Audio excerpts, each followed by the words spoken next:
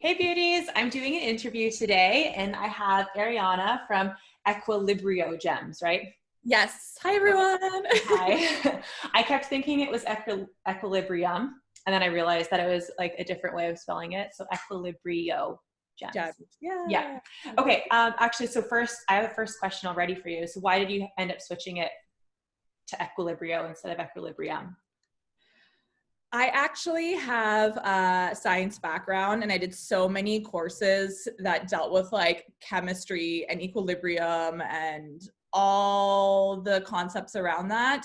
And I'm like, I don't really want it to sound too scientific. Like I kind of want it to have like a nice rolling R, I guess you could say, at the end. Yeah. So I was like, okay, I really like Latin, old Latin. So I was like, okay, what's another in different languages, equilibrium can translate into what in different languages. So I really liked the word equilibrio in Latin. So I was like, you know what, this just has like a nice ring to it. So I'm just gonna coin it that. And that's what I Okay. Okay, perfect. And then, so guys, I didn't actually even introduce her properly at all. So Ariana has a crystal business. And so she makes crystal jewelry and she sells various types of crystals. Um, is there more to it that I don't know about? Or like, do you want to explain more about what you do kind of thing as well? Or No, that's mainly what I do is like the bracelets. I am getting more into finer jewelry um, with gemstones, and I do have like the stud earrings and the crystals as well. But that's basically where I'm at right now until okay. the future. Okay. So yeah, I just had, oh man, I've got so many different questions. So to start off with, so you have a science background. Yes. Um, so with crystals, is that kind of like, do you like combining the two things so you are able to utilize your science and the crystal back, like combinations of, I don't know, like spirituality together? Do you like to combine those? I think my analytic and overthinking brain helps with that. I have a background in biochemistry, so they don't really go hand in hand. Okay. But when I do research, I'm very much into, what are these people's credentials? How are they conducting their research? Mhm. What kind of how do they validate this information? Um, in terms of like reading about crystal healing properties, that's pretty much how I go about it. But everything else is just, I have a very creative edge to me. It Okay. just comes. Okay. So then, because I always wonder about this too, and I have to, some of the stuff that I do, because I started doing crystal healing, and originally when I started doing my training in it, I actually just started doing it because I'm like, I like crystals. I want to learn more about crystals. And I started doing it. I'm like, okay, I'm glad that this is based in science because I would think this is really hard to believe otherwise 100%. kind of thing. So I really need that balance as well. So how do you blend um, like your science mind and the way that you believe in the crystals and the properties that they can help you with? I mean, I've read a lot of articles, pertaining to, do crystals actually work for people? Mm-hmm. The scientific background behind it. And a lot of scientists and psychologists and everything like that will say no. But I believe in the power of the mind and setting the intention and manifesting. And Mm-hmm. if you believe that a certain crystal will do something in your life pertaining to those healing properties, that it will happen for you. Mm-hmm. If it makes you feel good, if it makes you feel secure, if it makes you feel protected, if you feel money's going to come through your door, then it's going to work. If you like, it's like if you're a negative human being and you constantly are like a Debbie Downer, nothing good is going to happen into your life until you change that kind of outlook. I think the same translates to crystals. I know scientifically crystals do have vibrational frequencies based Mm-hmm. off their hardness and other factors like that. But there's so many people out there that are like, crystals have changed my life. They've gotten me through cancer or divorce or depression. It's just hearing these kind of stories that really validates, the physicalities and healing properties of crystals. Mm-hmm. And I do agree with like the mindset of it as well, because definitely the more you believe in it, it's kind of like the placebo effect. So if you think it's going to work, it will. Yeah, exactly. Mhm. Yeah. I know for me, like the thing that I can't help but believe in is the first crystal that I really was into. It was this little monk's gold crystal. So it's like, for listeners that don't know what it looks like, it's like an orangey color, and it's sparkly, and it's actually man-made. But I was so drawn to it, and then when I read about the properties for it, I was like, this is exactly what's going on in my life. Like, these are the properties that it needs to help me with right now. It's weird that I picked this one. And every time I pick a crystal now, that's what happens. So it's kind of like, there's something to this. No, for sure. I mean, I believe, people who are kind of in an institution like universities or labs or something like that, they don't have the opportunity to be like, this is happening for a reason, or, Mhm. come into my life because, or the universe is speaking to me, or the signs, like they're not open to that. So that's why it doesn't really come to them in that way. If you open yourself up to external spiritual things, I feel like a lot of stuff is going to happen to you in a very different way. Yeah. Okay. All right. So, where did you first start learning about your crystals, or about crystals in general? I started with making gemstone jewelry bracelets, and I didn't really know much about the healing properties at the time. And I actually had the Crystal Bible since I was a kid.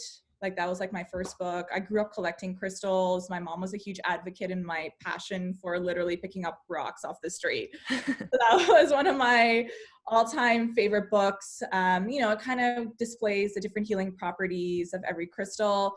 And, I had so many DMs being like, this is going on in my life. What crystal is for this?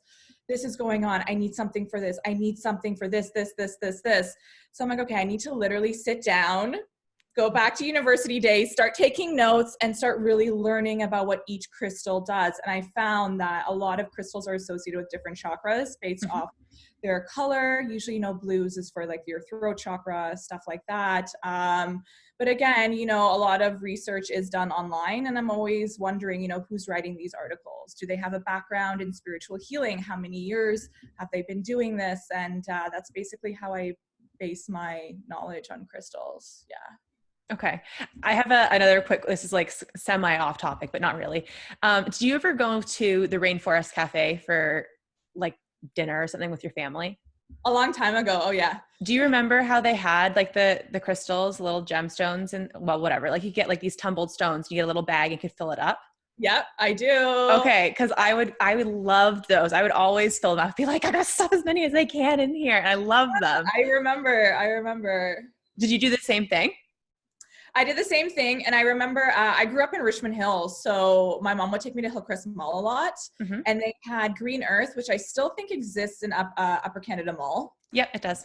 And Well, Mastermind, maybe. the general store, all those stores had sections for like little mini archaeologists, wannabes, and like, Yeah.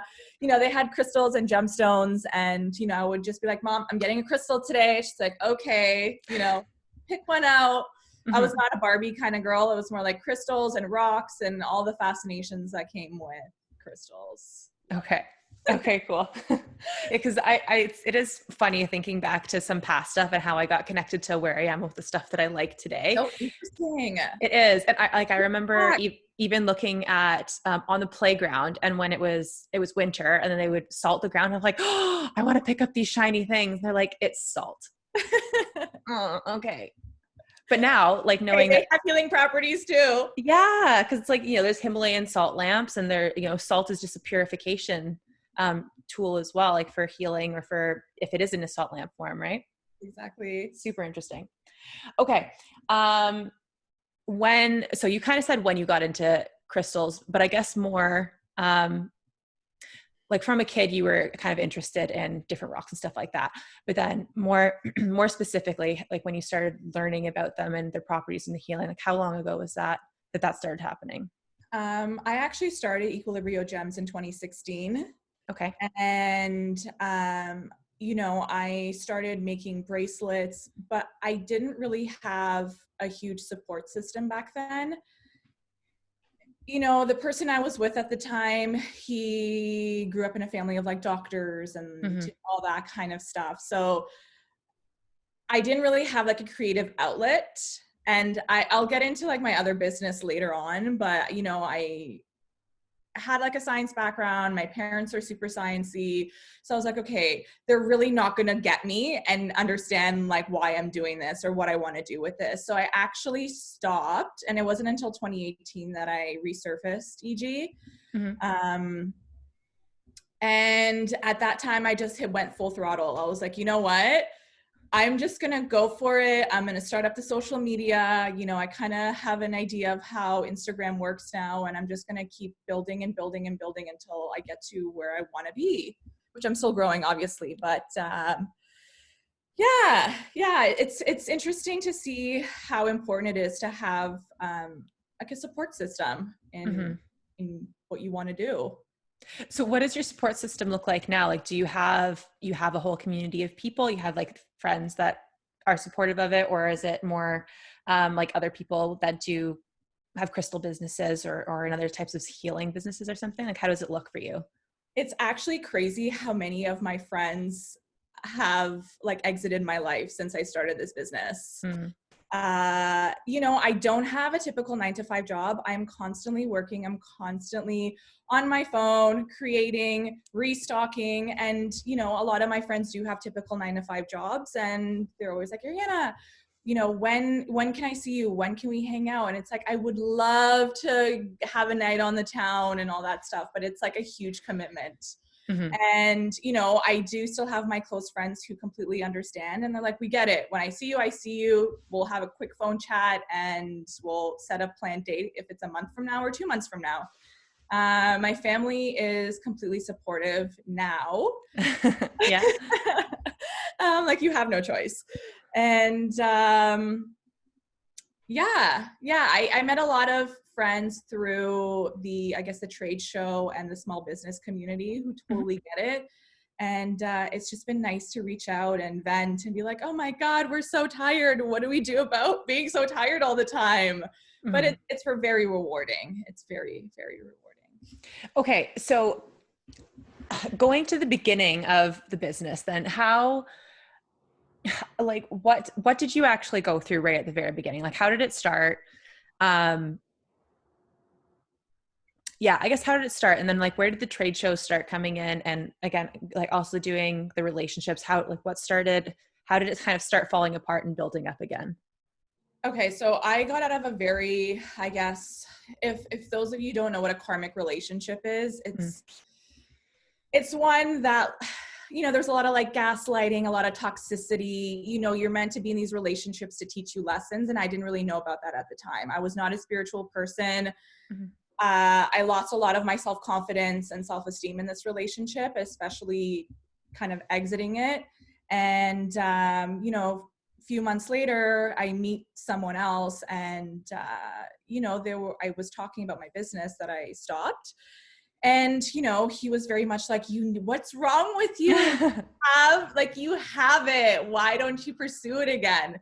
And I was like, yeah, you know what? You're right. I mean, I shouldn't have had someone else tell me. I should have believed in myself. But at the Mm-hmm. time, I was like I fell apart completely.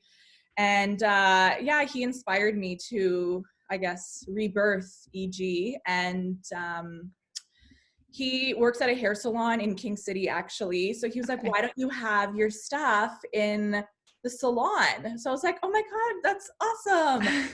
So I made like a one mini stand. This is when I was just starting out with my initial designs and stuff. Obviously, it's completely evolved since then. And they were like selling like hotcakes. And I was like, it was like the validation that I needed. I'm like, wow, so people actually really, really like my stuff.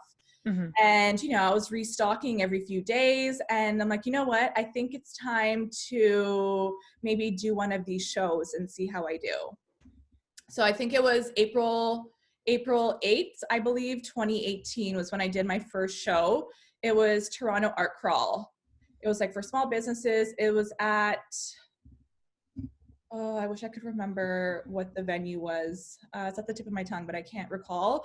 And I think I had only one purchase that day, and I was so discouraged. Like there were a lot of people that were coming through, but there was another vendor that did gemstones as well, but it was just gemstones kind of strung on a string, and they were selling them for next to nothing. Mm-hmm. And you know, for the late audience, crystals are crystals, right? So I'm like, people don't understand my designs. I don't get it. I felt so discouraged. I'm like, maybe I should lower my prices. Maybe I should change this. Mm-hmm. And my boyfriend was like, no, just stick to who you are. This is just one experience. Just take this as an experience and translate that to, you know, other shows. And then I started applying to so many more. And I think 2018, I did about 70 days worth of shows. Wow. So I was like, if I'm going to do this, I'm going to go all in. And, you know, I was doing the smaller shows. I was doing the mommy markets. I was doing the pop-ups in the malls. I was doing big trade shows at Metro Toronto Convention Center. And I got to figure out what worked for me and what I'm not going to ever do again. And, yeah, this year I'm very selective of what shows I do now. So did you find like a little niche market, and like you were surprised in which shows actually worked for you and which ones didn't? Yeah, the bigger trade shows, go figure. Yoga show, I love. People there, they just get it. I did the Royal Winter Fair. Surprisingly amazing. You know, that's like a equestrian type of show, and you know, a lot of families come in, and there's not enough stores in Toronto, or at least that are decently priced, where people can actually go buy crystals.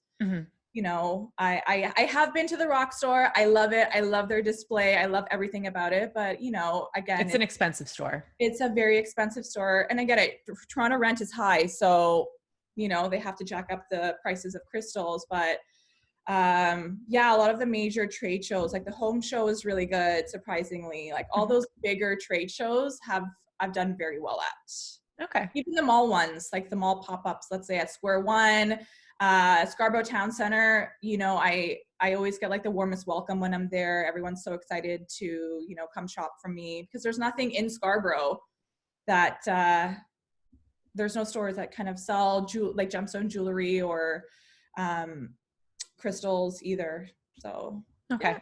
Okay. That's super interesting, because I've been wondering about the trade shows and I guess how effective they are, but I know there's like so many different types that you can go to as well. So it's like, how do you pick? How do you figure out what works for you? How does this, you know, the like markets aren't for me.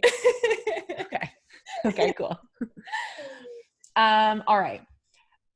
So how did your jewelry start to like develop? Like what did they look like at the beginning compared to what they look like now? Because I have one of your bracelets. I was going to put it on. I forgot, but like, I love the look of your bracelets. The one that I have is, it's like all pink. So there's, pink opal.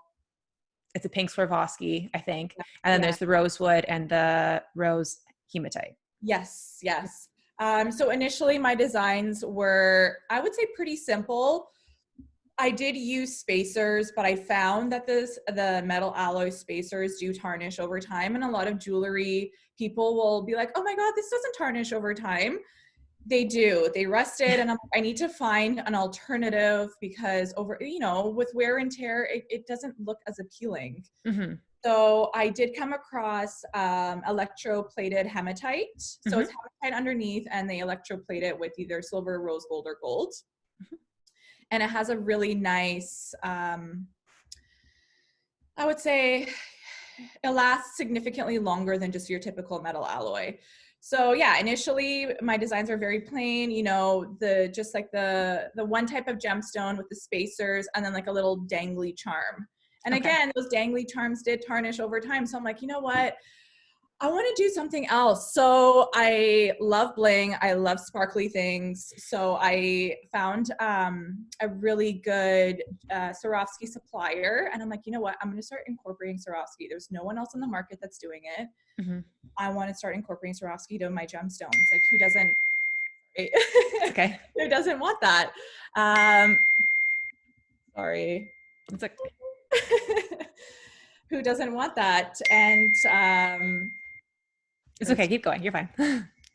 Who doesn't want that? So my combinations, my mom asked me, do you write your combinations down? Like, how do you know what kind of goes together? I'm like, I don't.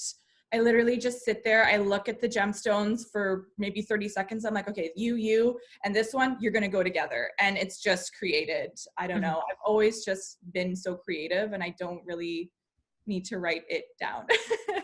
Well, I think with, again, like the crystal thing, like going back to just intuitively being guided to which ones go together, like that's what works. And even looking, like when I look at the different types and see the different bracelets that you have, I'm like, this makes sense to me. Like I know what they're about, and like, you know what they're about and stuff now too, right? So it's not, I don't think about that. And then when someone's like, oh, what stone is in this bracelet? And I read out, I let them know what's, it's composed in the bracelet with the healing properties. I'm like, in my head, I'm like, shit, that makes sense. Holy, it's like, oh my God. Yes. All of my bracelets do have hematite, which is a good grounding and protective stone anyway. So everything else is just supplementing what they need in their life. Yeah. Which I guess if people don't really know that yet, it is always good to have something that grounds you, because you don't want to just go like flying off into dream world all the time. You need to stay grounded to the earth. It's better for you. Exactly. Okay. So I was also really curious about sourcing your crystals. Like, I don't even know how you would go about sourcing them. Like how do you go about it? Like, what works for you regarding sourcing? Okay, so I initially started with the gemstone stores on Queen Street. I'm sure everyone and their mother knows about the storefronts on Queen Street that have, the jewelry supply stores that have, like the glass and the gemstones and stuff. But I didn't like the quality so much. And I started researching gem shows, because I'm like, I need suppliers. Right? Because I'm like, I want to give people the best quality. All my pieces are one of a kind. So I think people really like that exclusivity of it. Like, no piece will be the same. So I'm like, okay, if I'm going to be the luxe of gemstones and I'm going to incorporate Swarovski and one of a kind pieces, I need to have top quality crystals. So I started going to gem shows and reaching out to people who sell on Etsy. And I'm like, you know what? I like the quality of these crystals. I'm going to contact you, whether or not it's in Canadian currency or not. And I source from them. Most of my stuff does come from the States. Yeah. Arizona is a place where my crystals come from, and Texas. But the thing that people need to know is that these crystals do come from different parts of the world, but they do get shaped in other regions. Okay. Right? So they'll come raw from. So like Brazilian crystals, they don't shape them into the beads. They will ship out bulk and rough stones to other countries like the US or China to get them kind of tumbled. And a lot of people don't know that. Okay. A lot of people ask me, do you tumble your own stones? I'm like, I don't have $100,000 machine in my condo to do that. So, yeah. Okay. Yeah, no, that's super interesting. And I always know when you're posting stuff, you say where the stones are originally from. And is that just, I'm curious as for why you do end up saying that. Is it just because you want people to know exactly where their crystals are coming from? And like, is it pretty much as simple as that? Or is there? Yeah. I want people to know because, I've had experiences at shows where, a lot of people do ask me if these crystals are real. And I want them to know exactly where it's coming from and sourced from. Not to say that, these crystals are fake. Initially I was buying crystals off, because I had no idea. I just started out. So I was buying crystal beads off Amazon. So I'm like, I'm going to buy this lapis strand from Amazon. Made a lapis bracelet, and thankfully it came from like one of my friends. But he's like, my husband wore it, but like he sprayed perfume on his wrist, and now his wrist is blue. And I'm like, okay, I can't do this. Yeah. Like this, I'm like, no, I can't have this. So then I started really delving into my research and trying to find out, where can I source good quality crystals, expensive or not? because that's gonna last, right? You don't want that reputation of like, oh my God, she's selling dyed beads. Yeah. You know? Yeah. Yeah, for sure.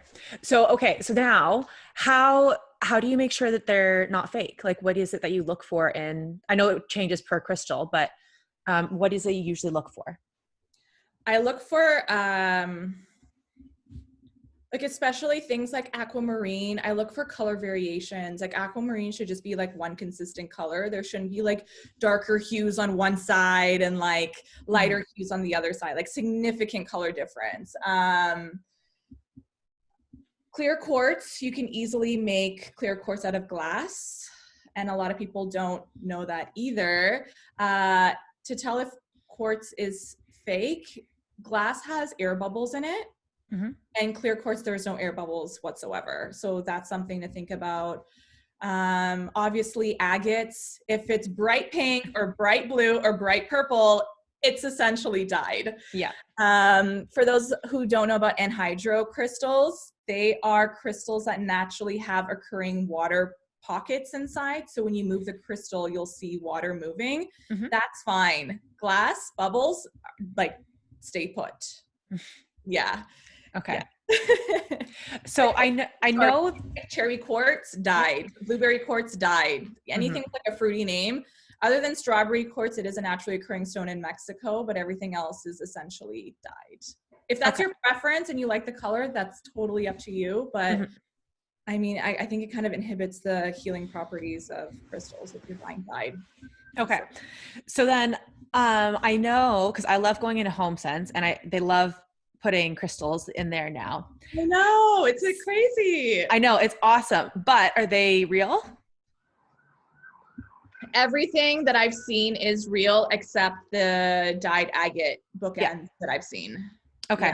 Yeah, because I've bought a couple things from them. I'm like, I'm pretty sure this is real. Yeah, I bought a huge selenite slab. That's probably, it's huge. Yeah. The selenite's really easy to pick. So again, for people that don't know what selenite looks like, it's white pretty much. And it's like striated. And it looks like it'll fall apart kind of potentially. And it will if you put it in water because it's a salt-based crystal. But yeah, I know they have it there. And I actually got some wands from them as well. And I think I've got a quartz and a fluorite. Like there's a whole bunch of things that I've got from them, which I've been. And great prices too. Yeah. Well, they've got these like bags of them now. And it's like these bulk, very like different types of quartzes and amethysts and stuff. I'm like, this is interesting. Yeah. But I know quartz in general, like quartz, amethyst, citrine, they're all quartz-based type crystals anyway, but they're like quartz is the most abundant crystal on the planet. Yeah. So for me, like my thought process on that too is like, well, if it's the most abundant crystal, there's no reason for them to fake it. No, for sure. Ideally. Another thing I did want to mention is citrine. So heat treated versus like when you heat up amethyst at very high temperatures, it becomes yellow, and then people associate it as citrine. It's called treated citrine. Naturally occurring citrine is more like lemon color, or it can vary between like dark smoky yellow or even smokier in color. But most of what you see on the market, unless you go to crazy gem shows like Tucson, is heat treated citrine. Yeah, I've got one small tumble of an actual natural one, and it's like it looks like smoky quartz. Yeah. I know. I told my mom about it. She's like, so you're telling me all my citrine crystals are heat treated? I'm like, yeah. She's like, oh, I don't want them anymore. Well, they still do what they need to do. They're just not like when I was reading more about them in my crystal book, it was just saying like, if you have natural one, it's stronger in bringing, I think it's a stronger one in bringing like the abundance and the, I can't remember exactly what it was saying, but it was just, it's stronger. It's a stronger type of crystal than the heat treated amethyst, basically. Okay. So you started talking about Tucson, so we'll go into there. Tell us about it, because you went. Oh my God. My mom actually told me about Tucson probably 5 years ago. And I'm like, yeah, I really want to go. I swear every single year, I'm like, I'm going to go 1 year. I'm going to go 1 year. And it wasn't until this year that I'm like, screw this shit. I'm going. I don't care what our dollar is. I'm going, you know, if I don't go this year, I don't know what's happening next year. I'm just going to go. I have to go. So I booked my ticket probably a month in advance. And for Tucson, you should probably book about a year in advance. It's the biggest gem show in the world. You know, hotels go up, Airbnbs go up, you know, just everything is so inflated. And I actually stayed at a resort called Casino del Sol, which was very convenient because it was my first trip alone. So I didn't really know what to expect. I'm like, oh my God, I'm going to be alone. But I stayed on a resort, and which was very convenient. You know, there was all the restaurants were in there and everything like that. So I did a lot of research before I went. Like I had pages and pages of what shows there. Okay. I'm really excited. It's so exciting. The entire city shuts down for this gem show, but it's not one main gem show. It's like you have gem shows in motels, hotels, on the street, at convention centers, at expo centers. It's just in all parts of the city, and they do range between like 5 days for one show or 2 weeks for the bigger shows. And, you know, there's about 300 to 400 vendors per show. Okay. Yes. So the first day I'm like, okay, I land. There was one gem show that ended that day. It was more jewelry based. And so I get there. I do recommend buying a rolling duffel or bringing a carry-on to every single show. There's no way. Initially I'm like, I can just bring a backpack and carry the stones. No freaking way. No. Too heavy. Way too heavy. So, you know, I found a great supplier from Texas who had stunning gemstones, like white opals and rubies and high quality labradorite. And I'm like, you know what? You're going to be my main supplier from now on. And all her strands, because it was the last day, were 80% off. Oh, nice. The regular price. I mean, mind you, one strand is about 50 US. So if you do the conversion, I'm like, I'll take the 80. Yeah. And yeah, I was extremely overwhelmed. Your head is just turning 360 like for hours. It's so just, many sparkly things. You don't even know. You're like, I want to go here, but I want to go here. What's my time? How much time do I have? And yeah, so I hit up every single gem show that was on my list. I made sure. I was exhausted by the end of the day. Gem shows close at 6 p.m. And by 6, I was like completely done. It's so overwhelming. You know, a lot of people ask me, do you recommend going to the beginning of the show or towards the end of the show? You know, there's a lot of people in the industry, especially Instagrammers in the States, who do these live sales. And who have like a pretty substantial following, and, you know, they want first dibs on crystals towards the beginning of the show. But if you're new to crystals, you've never been to Tucson, I recommend going towards the end, and I'll probably still continue going towards the end of the show because everything is so discounted. Like none of these suppliers from Brazil or Madagascar want to carry hauls and tons of crystals back home. They just don't. Yeah. So I do recommend going towards the end of the show. And yeah, I did spot a lot of fakes, like dyed purple agates being claimed that it's amethyst. And yeah, it's a lot to see, like $65,000 pieces, $100,000 pieces. And you realize it's fake. No, those ones aren't fake, but like you just see like museum worthy pieces. Oh, okay. It's very overwhelming. By the end, everything starts looking the same to you. So you're like, okay, what do I need to bring home? What do I have left? Like it becomes more of a job. Yeah. And I was just so tired. Well, how many days were you there for? Was it like five days a week, or what was I was there for 6 days. And then my biggest regret was not renting a car. Okay. And I was Ubering everywhere. So it was like, okay, I'd fill up my bag. I got to take an Uber back to the resort and, you know, leave my stuff. Let's go to the next show. And, you know, Uber fees and US funds, you know, builds up day to day. And I'm like, oh my God, I'm spending so much more than I should be right now. Yeah. So next year, and for all those who want to go to Tucson, rent a car for like $30 a day. Parking is like $5. It's nothing. Was it busy there? That's the thing for me when I decide on whether or not I want to rent a car is, do I actually want to drive around here though? Too, like I understand the Ubering thing, but was it busy or how was it regarding It that? actually wasn't busy. Okay. I think everyone is so hyped up and they're like, we just want to get to Tucson. So everyone kind of goes towards the beginning of the show, Okay. get what they need to get. But it depends what you're looking for. Like for you, if you want to go, I would recommend going towards the end of the show. You'll Hmm. still have an abundant supply of exactly what you're looking for. Like it's just so much to see. Tents outside, tents inside. It's just like ridiculous. Okay. So then how did you even pick how you wanted to go to the show? Like, did you just say, I'm just going to go to this particular area? Or was it, I want, again, like you knew what you needed. So you're like, okay, I need beads for the bracelets. So today I'm going to do the place where they have more so jewelry type stuff. Yeah, so I didn't know that so when I got there, I didn't know that show, I knew that it was more of like a jewelry based show, but I didn't know it was ending that day. So Hmm. I'm like, okay, I'm going to stock up on as much gemstones as possible and pendants and all that kind of stuff. So most of the shows are tumbled crystals and crystal pieces and specimens and stuff like that. In terms of gemstone strands, it's kind of hit and miss. Okay. It's really hit and miss. You don't really know unless you want to sit there looking at the exhibitor list for hours and hours because it's pages and pages and pages. Hmm. And a lot of these people don't have Instagram or Facebook or websites. So it's like you just have to go and see for yourself. Okay. So, a couple gem shows, I'm like, oh, okay, they sell crystal strands, great price. I'm going to stock up here because I'm not going to get this again. So Hmm. it's kind of hit and miss. Okay.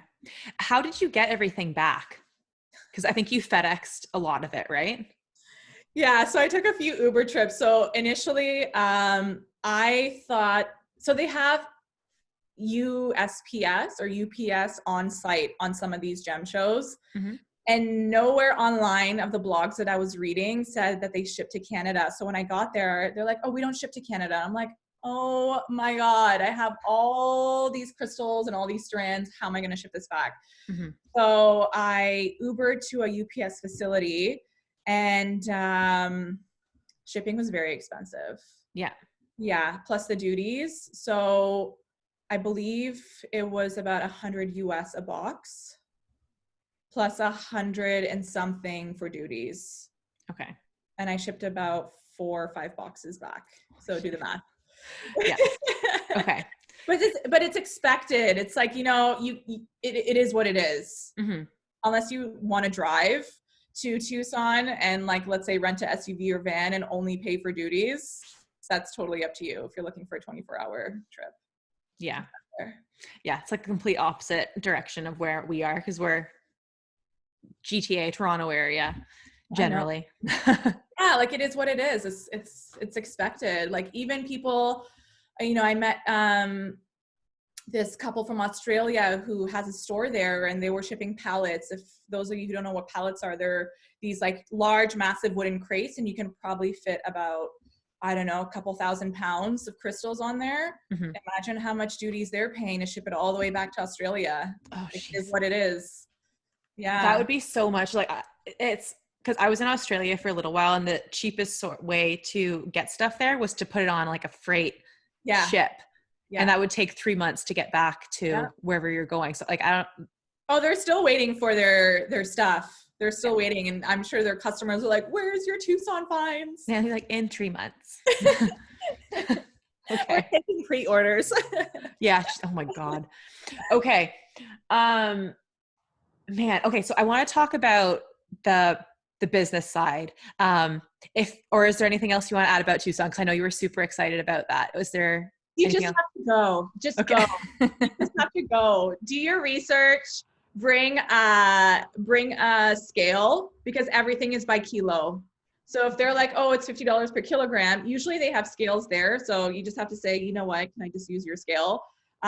You can't be like, I just want this one piece. Everything is by kilogram, especially if you're wholesaling. If you're a business, bring a resale certificate or your business license. Okay. So what kind of, could you use, I'm just trying to figure out what type of scale you would bring. Did you actually have one? Because I'm actually thinking you could bring like a hanging one, like almost for your luggage, potentially if you had it in them in a little bag. But I guess if you're buying bigger things, that wouldn't work. I ordered an electronic one off Amazon, like a kitchen scale. That'll Okay. suffice. Something that is can hold about 20 pounds, I think is good enough. Okay. And you can bargain. You can. Okay. You know, you're like, I'm going to give you this amount. Most likely they'll be like, okay, I'm okay with that. Okay. Yeah. Cool. Yeah. Okay. So you're the business side of it and using Instagram. Yeah. That's mainly how you do your sales, is it not? Yes. Right now, I've been working on my website. I shit you not, for about a year. It's such a process. It's such a process.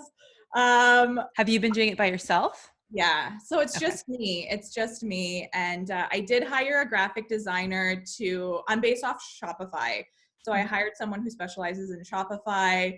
And she's even on my case being like, Ariana, it's been a year. What's going on? And, you know, a lot of things change. Like I took product photos. I don't like them now. So I have to redo everything. And the thing, you know, when you have one of a kind pieces, you have to individually take a picture of every single piece. And that's like 500 pieces. So it's like, all right, when do I have time to do this? With Instagram, it's so easy because you just take a casual photo or video and you input your price or sale price and DM to claim, you know, Yeah. and the majority of the time people are like, I want this, or something like that. So Yeah. it's a process. I think the cool thing about doing that stuff on your stories too is it does have the effect of, you know, you want it now, you have to get it because it's going to go, because like the story is going to be gone in 24 hours. Yeah. And then if you like, even if you just see like you're almost at 10,000 followers, it's like, oh my God, there could be so many people that might buy this. So there's definitely like this whole idea of, I might not get this piece if I don't say, yes, I want it now. It's always like that. You always have that fear of missing out. I kind of got the idea from some of the girls in the States who do these massive lives and have a crazy substantial following of like, you know, they'll do these lives. And if they don't have the opportunity to purchase anything at these lives, they have like a separate sale page where they can purchase whatever was left over. So I'm like, you know what? That's a great way for people to just quickly claim something instead of me taking the photo and putting it on my website until I figure that out. So I created Equilibriogems.flash sales, where it's like a quick post. If you want this, I only have one of it, claim it and I'll ship it to you. It's just so easy. Yeah. Yeah. Cause I saw you, because you just posted that yesterday, I think. Yeah. The first time? No, I think I started it about a week ago. Okay. So either way, it's super recent, but I thought that was cool because it was like, I thought it was really interesting if that was going to be how you were going to go about it, or if you were going to create a website. Cause I'm like, this might work. It works. But the thing, it's hard because people do want to see and touch and feel the energies of the crystals and see it in person. And with a photo, you don't get the full glimpse, unlike a video where you see like the full 360 and the imperfections and the, you know, the abnormalities and everything like that, unless I do multiple shots on a website. I will be posting crystals online eventually. It's just got to get the jewelry on there first. Yeah. Okay. It's a great platform for small businesses. I don't know where we'd be without Instagram. It's crazy. I really, really like watching how you actually utilize your business through there. I think it's super interesting. Like, I don't know. I always really enjoy watching other entrepreneurs doing stuff like that to see how they're making it work for their business. So I was wondering, so when people start saying that they want stuff, like, cause I was thinking of what I was doing when we were in Tucson, like, okay, I'm going to make a list. So I want this, this, this, this, and this. How do you end up keeping track of it all when people start doing that? I did this post. So when I was in Tucson, I was unboxing a lot of stuff and people already started to claim everything. And thankfully it was my mom's idea to bring Ziploc bags. Just, you never know. She's very like, you need all of this stuff and I'm just going to pack it in your suitcase. And I live alone, people. So she's like, just drop these things off. And so people started claiming stuff. And so I was writing their names and their Instagram in permanent marker with these bags. So I'm like, okay, this is getting a little too hectic. I'm just not going to unbox anymore until I ship everything back and figure it out. In terms of claiming, a lot of people claim stuff, and I did a post saying, okay, I have so many sections of people claiming stuff, but it's been like 2 weeks or 3 weeks, and I've received no payment. I haven't heard from them. So I did a post saying, anyone who's claimed, you have to pay within 24 hours. You can leave the stuff, you can leave an open box, which means you can fill a box up and then I'll just ship it to you when it's full. Mm-hmm. And I think I came across kind of mean because everyone starts DMing me like, oh my God, I'm so sorry. I'll send you the payment right now. I'm like, I wasn't being aggressive or mean. I was just kind of saying that, my den's getting a little full and I need to know, do you want these still or not? So if someone claims something, they'll pay right away. And I just either ship it out to them within 2 to 3 days, or they keep something called an open box, which means leave the box on the side. Once it gets filled up, then I'll ship it out. Okay. Actually, that's cool because I keep thinking of that. And I watch all your stuff all the time. I'm like, okay, what crystals does she have now? And then I'm like, oh, do I want to say like claim stuff and then her just ship the one piece, or what does she do? It's multiple shipping. It's expensive, especially in Canada. It's so expensive. Mm-hmm. So for the listeners, if you had an open box, how many pieces do people usually say before they're like, okay, I'm good, like ship it to me? They usually ask what damage they've done. That's usually they'll claim some pieces and it's never gotten to the point where it's been like so abundantly filled, but they'll be like, okay, I'm done. Or, you know what, I don't mind paying for shipping again. This is my limit for now. And then we'll start from scratch again. But, the range of box size varies. You could do a small box, medium box, big box. Usually shipping's around $10 to $15 in Ontario. It's 10. Outside of Ontario, it's around 15, which isn't too bad. That's pretty good. I thought that it would actually be more expensive because of the weight of the crystals themselves. And I thought that would have a factor to it, but it doesn't. No, I actually found a third party. They are affiliated with Canada Post, but it's not Canada Post directly. It's a company called Chit Chats. Mm-hmm. And it's a third party courier, and the prices are just so much better if I took it to them as opposed to Canada Post, which would be around $17 to $30 depending on weight. Okay. So yeah, again, it's all research. Like I didn't even know about Chit Chats until like a few weeks ago. So I'm oh my God, I can give a cheaper option to people who want to purchase crystals, right? Mm-hmm. Like who wants to pay $30 for shipping. Mm-hmm. Well, and it's nice too, because again, for everyone that's Canadian, which I'm pretty sure all the listeners that I've got right now, they're all Canadian.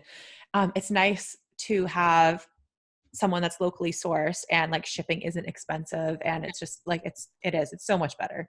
Yeah, it's so true. Mm-hmm. Okay.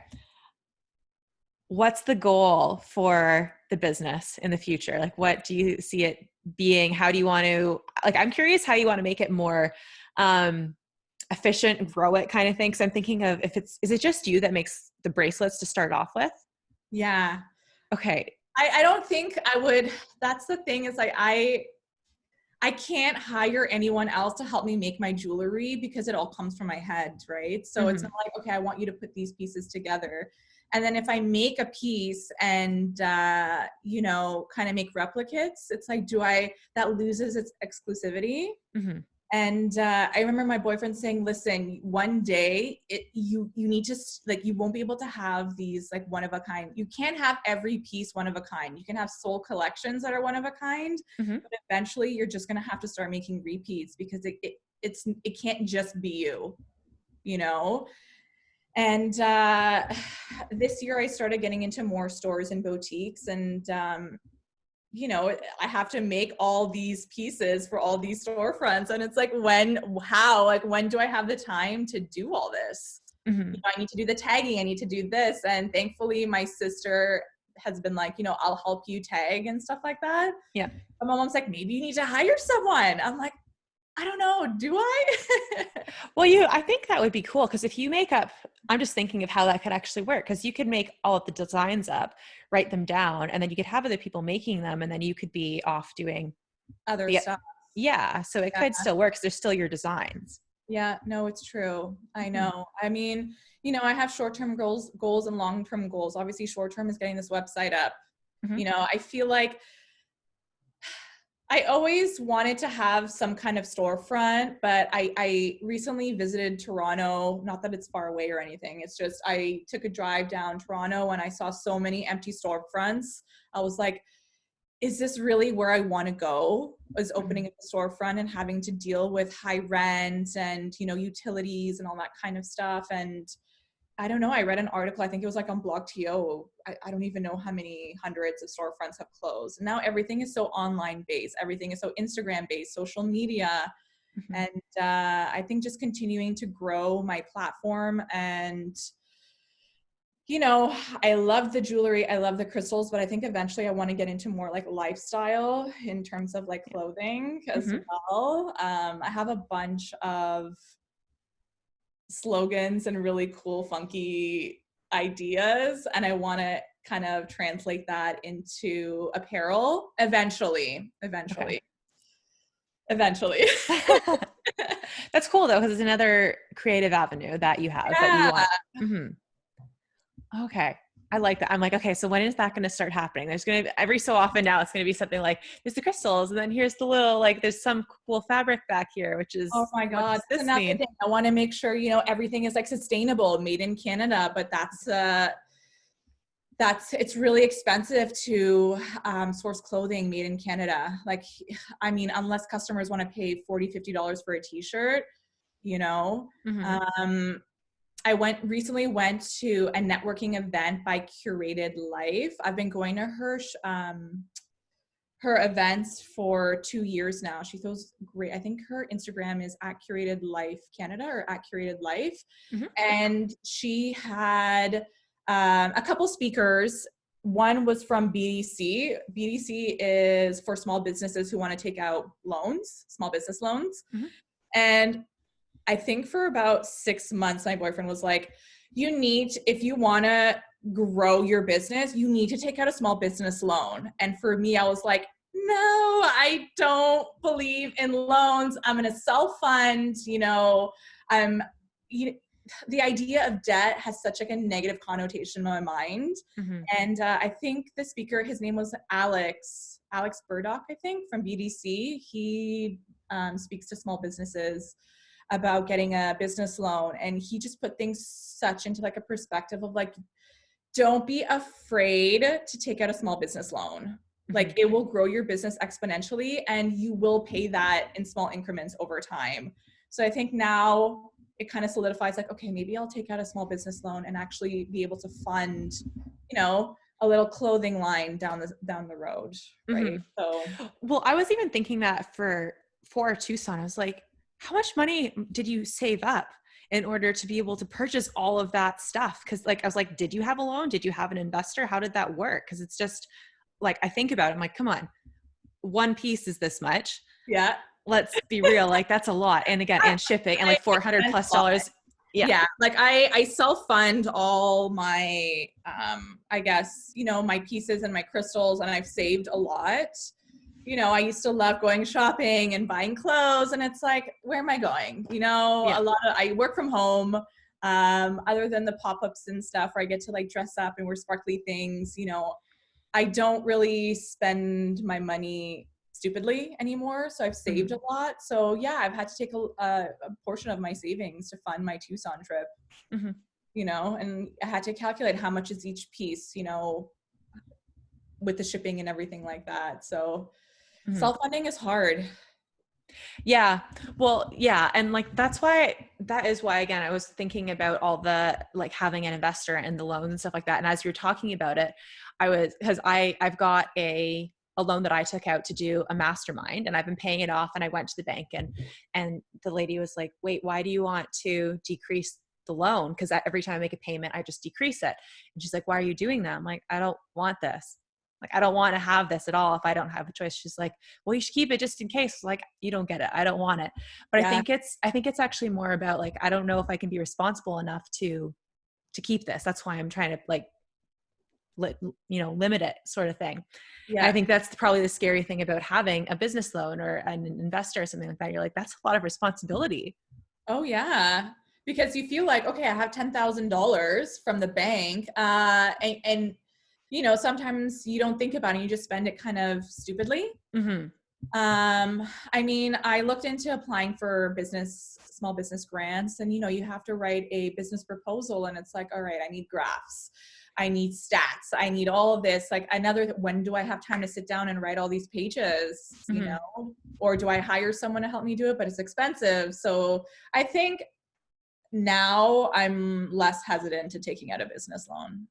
I Okay. mean, if you're responsible and you think you can kind of make that money back, whether or not it's in a year, 5 years, they have such low interest rate, it wouldn't even matter. Mm-hmm. So. Do you think that a big part of this part is, as well as like a big mindset shift of just, getting more comfortable with money and, again, being responsible and spending it and figuring all that stuff out? Like, because I know for me, that's 100% what it would be about. It's just like my money mindset is not where it needs to be. Like, I know I need to invest, but that's a lot of money up front to trust that it's going to come back to me. Oh yeah. I mean, in the beginning, I was like, I was so frugal with my money. And, my boyfriend was like, you're not spending money, you're investing your money into your product. Mm-hmm. Don't be scared to spend money and invest in your business.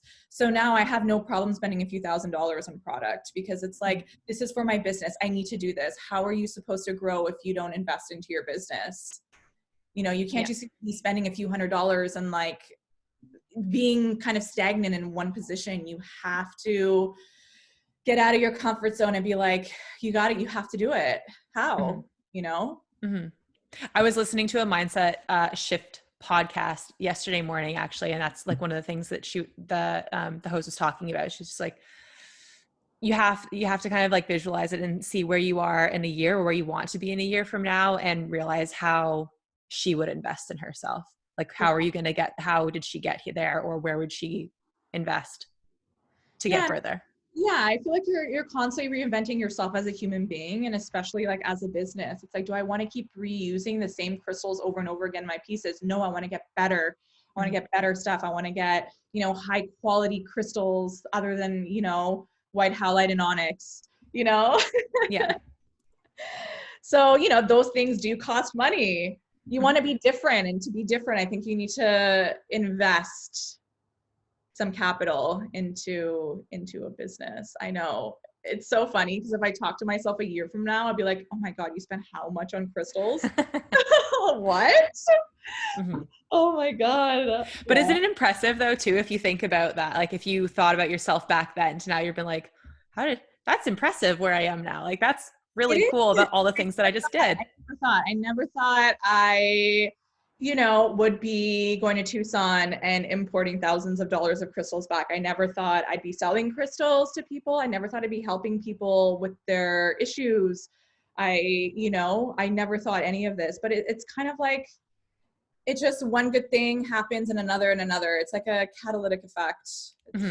It's really nice. That's like the going back to the, like, the spiritual side, these things happen for a reason that you don't necessarily Yeah. realize right away in school. And then all of a sudden you kind of get into stuff like that. You're like, oh, okay, I'm going to follow this. This is great. Yeah, I feel like you fall into what you're meant to do. It just takes a little bit more time for people. Like, Mm-hmm. I have so many people that like come to me and being like, Ariana, like, how did you like start your business? And I'm like, I literally, other than serving when I was younger, I never worked for anybody. Like, I've only solely worked for myself since I graduated. So I wouldn't even know. Like, you just have to bite the bullet. If you're miserable at your job, you're 9 to 5, Mm-hmm. you have a choice. Either you sit there for the next 10 years or you just leave and make the leap. I know it's harder when people have families and stuff like that, but I mean, Mm-hmm. if you're unhappy, you don't want to be unhappy for the rest of your life.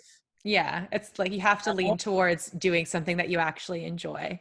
Yeah. And usually passions lead to success Yeah. in every sense of the word. So Yeah. Well, because it's hard to not show what it is that you love about something you're passionate about, right? Like your people are sold and drawn to you because you're passionate about crystals. Like this is cool. This is exciting. Like let's get excited for this. Let's wear and buy all the sparkly things that have these healing properties. Like it's cool.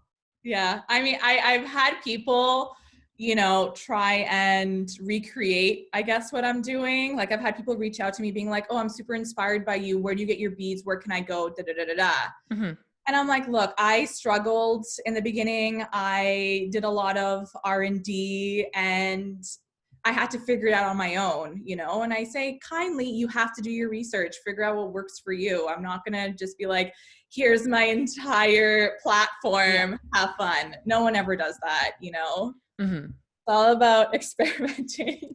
Yeah. Well, and again, like no one else is going to do something the way that you do it anyway, right? So even if people did have all that behind them, like people are drawn to you for a reason. Yeah. And that's something that I really believe in anyway. It's like, it's okay. Even if there's people that are trying to copycat you, they're either going to be drawn to that vibe for a reason, or they're going to be drawn to mine or your, like whoever's, right? Oh yeah. People can smell bullshit from a mile away, intuitive or not, Yeah. you know? Mm-hmm.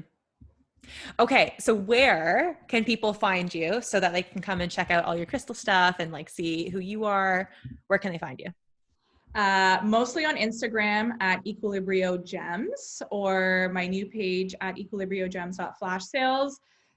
If you want to check out a rough version of what my website's going to look like, it is live, www.equilibriogems.com. And I am on Facebook as well for those who don't have Instagram. Or just shoot me an email at equilibriogems, so not at equilibriogems, equilibriogems@gmail.com. You know, if anyone has any questions about healing properties, or if they're new to crystals, a lot of people are new to crystals. I'm sure you face that on a day-to-day basis. Mm-hmm. And yeah. So it's EQUILIBRIO. Yeah. Gems. Yeah. Okay. Just so everyone knows and can get the right spelling for it. So guys, definitely go and check out Ariana and see all of the beautiful gems and crystals and jewelry that she has. It's so fun. You'll get addicted. Like I almost I am addicted. Are you kidding me? You should see my collection. You should show that one day. I will. I mean, I've had people come over from people like I do trust certain customers to like come be like, listen, I need to come over. I need to shop. And my entire den is like just crystals and jewelry. And I have a glass display case and they're like, oh, how much is that? I'm like, that's actually my collection, not for sale. Yeah. I should probably move that, but I do have some gorgeous pieces. It was really hard for me not to keep a lot of stuff that I did bring back from Tucson. I'll tell you that much. Mm-hmm. I could see that. that. So drawn to it. I want it. I need this. You know, I did bring back some pretty substantial size pieces for my home, but yeah, even in the crystal world, like you tend to evolve from, you know, I love rose quartz, but I've evolved from, you know, just rose quartz or amethyst or something like that. You know, you come to learn all these specialized specimens and yeah. Yeah. Well, that would be like I guess like the pink amethyst. Like I didn't really see any of those. Crystal, yeah. Pink amethyst, hands down, my favorite crystal.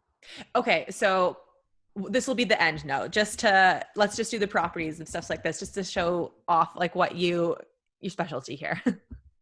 Tell us about the pink amethyst and why you like it so much. Pink amethyst comes from Argentina.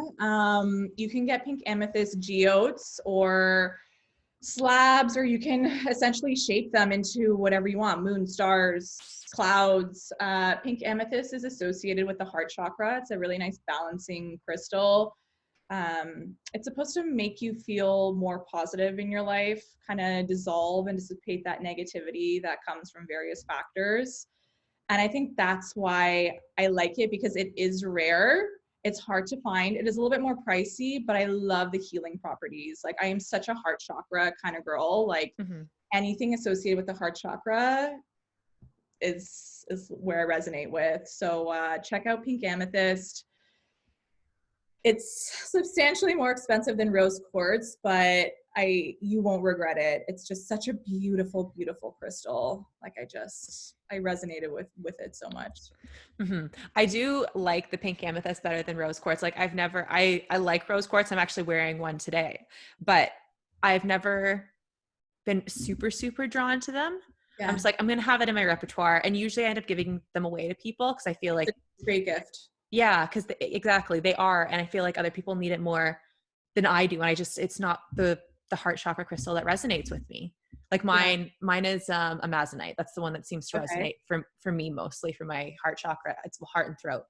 But yeah, like I think it's really interesting. And the pink amethyst I like a lot more as Yeah. one of the like the pink feminine heart chakra crystals. I really like it. And it's because like you started showing them and I'm like, yeah, this is a nice one. I like this. All right. So guys, again, check her out. And Thank you so much. yeah, no problem.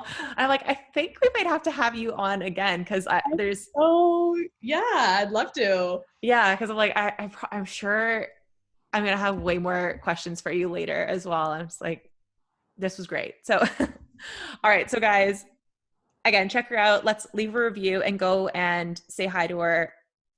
Let her know what you thought about this interview and what you learned from it. All right, guys, talk soon. Thank you.